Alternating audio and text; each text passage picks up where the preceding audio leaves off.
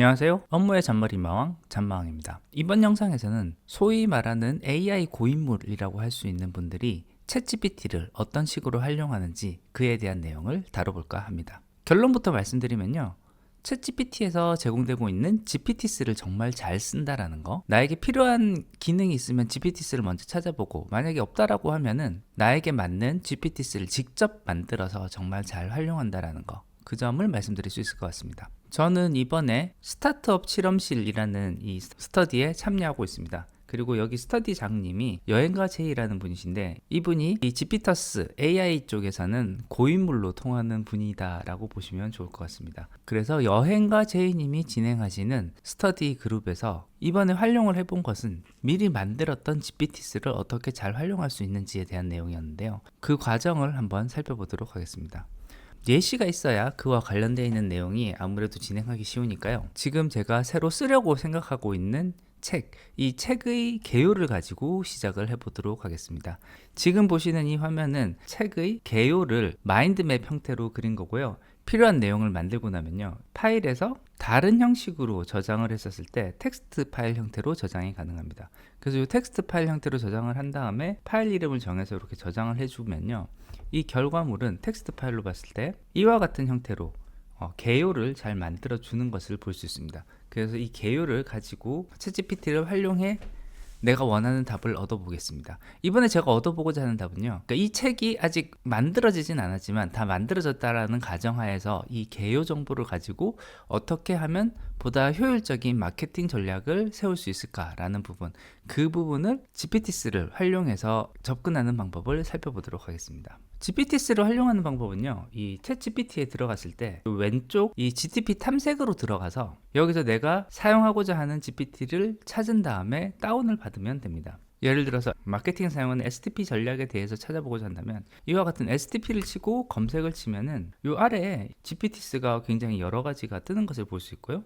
이 중에 마음에 드는 것이 있을 경우에 그 마음에 드는 것을 클릭을 하고, 그리고 여기서 채팅 시작을 하면 이 해당하는 GPTs를 활용이 가능합니다. 그리고 이 활용하는 이 GPTs가 마음에 든다, 앞으로도 계속 쓸 것 같다 라는 생각이 들면은 요 왼쪽 상단에 있는 GPTs 이름을 선택을 한 다음에 사이드 바의 유지를 클릭을 하게 되면은 요 왼쪽에 이와 같은 형태로 딱 달라붙는 것을 볼 수 있습니다. 저는 이번 스터디 과정에서 여행가 제이님이 직접 만드신 GPTs를 활용하는 사례를 살펴봤었고, 그 사례를 활용을 해서 나에게 원하는 내용을 뽑아 봤었기 때문에 그와 같은 과정을 이번에 한번 더 따라가 보도록 하겠습니다.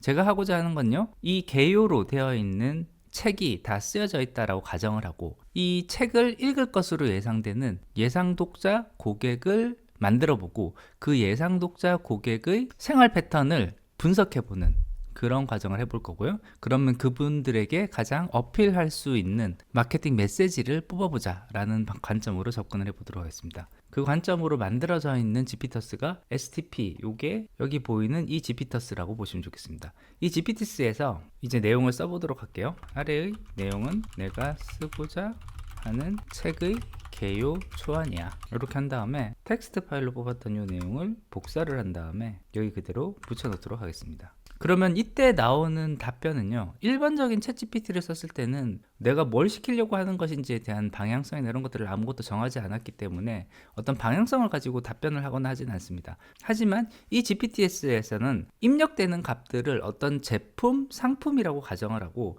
그에 맞는 전략을 만드는 것이 기본적인 지침으로 이미 들어가 있기 때문에 그에 맞춰서 답변을 주기 시작합니다. 저는 아무 명령어도 넣지 않고 책의 개요만 집어넣었음에도 불구하고 내용을 바로 분석을 해서 어떤 제안을 할 것이다 라는 내용이 바로 아래에 나와 있습니다. 그리고 여기에 어떤 식으로 개선을 하면 좋겠다라는 법이 나오고, 실제 이제 우리가 하고자 하는 것은 STP 전략에 따른 분석이기 때문에 여기 STP 전략을 뽑기 위한 어떤 단계를 앞으로 진행을 할 것인지를 아래에 제안을 하고 있습니다.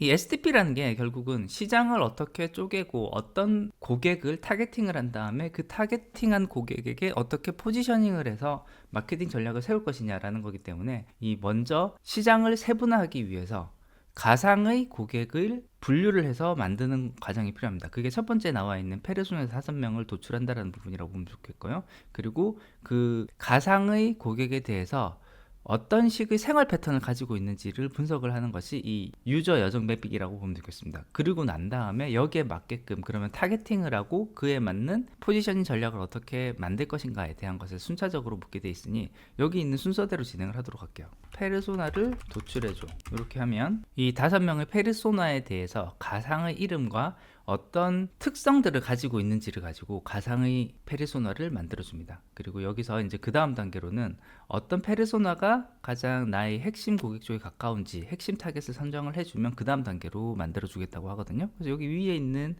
내용들을 한번 쭉 보고 어떤 친구가 좋을지를 한번 생각을 해보는 거예요. 예를 들어 지금 페르소나 2번으로 되어 있는 이 친구가 저와 비슷하기도 하고 제가 타겟팅으로 하고자 하는 고객이다 라고 하면은 여기에 바로 페르소나 2번으로 다음 단계를 진행해줘. 이렇게만 집어넣으면은 이제 그 다음 단계로는 이 준비된 페르소나를 타겟팅으로 해서 이 친구를 좀 더 상세하게 분석을 하면서 사용자 유저 맵을 만들어줍니다. 그러면 이 예상 고객의 어떤 생활 패턴이라든지 페인 포인트 그리고 그때 어떤 식으로 우리가 접근을 할 수 있는지에 대한 전략까지 이렇게 잘 만들어주는 것을 볼 수 있거든요. 유저 맵이 만들어졌으면 거기에 대한 마케팅 메시지를 제안을 해주는 이런 작업이 진행이 됩니다.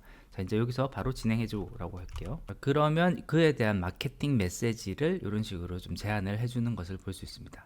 여기서 이제 또 그 다음 좀 더 상세한 전략으로 계속 들어가서 진행을 할 수도 있는데요. 여행가 제이님께서 제안한 또 다른 방법은 또 다른 GPT스를 하나를 더 불러오는 거예요. 그래서 지금 만들어져 있던 지금까지 활용했었던 이 STP라는 GPT스는 STP 전략을 만들고 그 전략에 따라서 각 단계별로 진행하는 데 굉장히 특화되어 있는 이런 GPT스라고 볼 수 있고요.